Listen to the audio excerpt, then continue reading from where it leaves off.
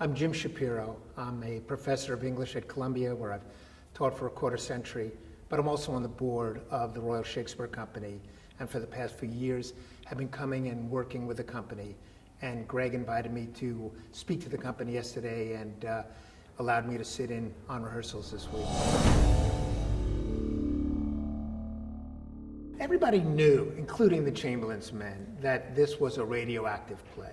Everybody at this time who had any interest in politics, from the Queen on down, saw the connection between Richard II and Queen Elizabeth. The childless and aging Queen Elizabeth I, who had her own problems with Ireland, just like Richard II, who taxed her people, just like Richard II, who had no heir, just like Richard II, saw all too clearly the ways in which she might be compared to him, and told William Lombard, one of her officers, "I am Richard II, know ye not that?" Elizabethans went to see this play, and they would have been shocked at what they couldn't find in the published version, which is the deposition of a king willingly handing over his crown or somebody else seizing it.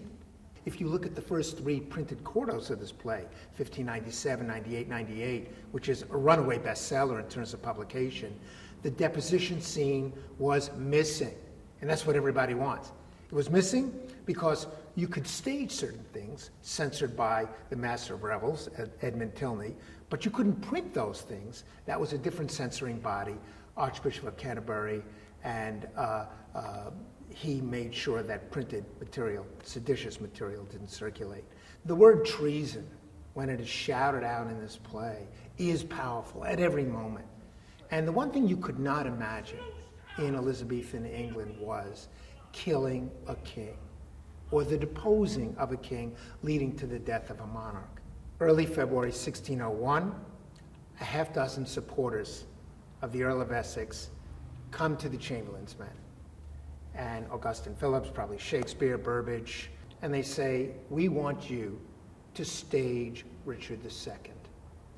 And when Augustine Phillips talks about what play they were asked to do, he said, "The deposing and killing of Richard II." No ambiguity about that. Shakespeare's company said, "It's an old play, we're not going to fill the house," and there's probably some negotiation going on. They settled for a 40-shilling payment to do this.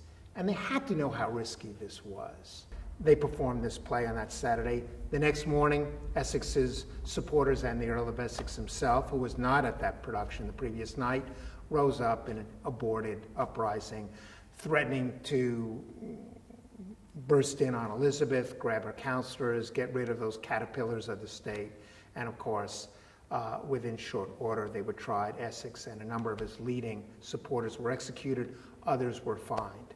And it all ended quite badly for them. It ended okay for Shakespeare's company.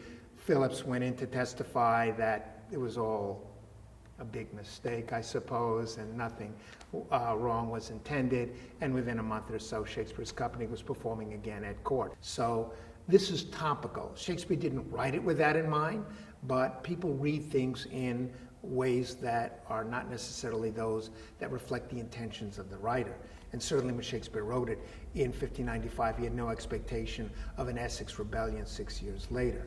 But these plays have always reflected political turmoil and spoken to different audiences for which the politics matter at different moments in time and in different countries. Nobody really thought hard enough about what it meant to allow a population to go to the theater year in, year out, and watch a play like Richard II, in which a king is deposed and then killed. Because in 1649, an English king on a scaffold of state, Charles I, is deposed and killed. And you can't tell me there's no relationship between those two things.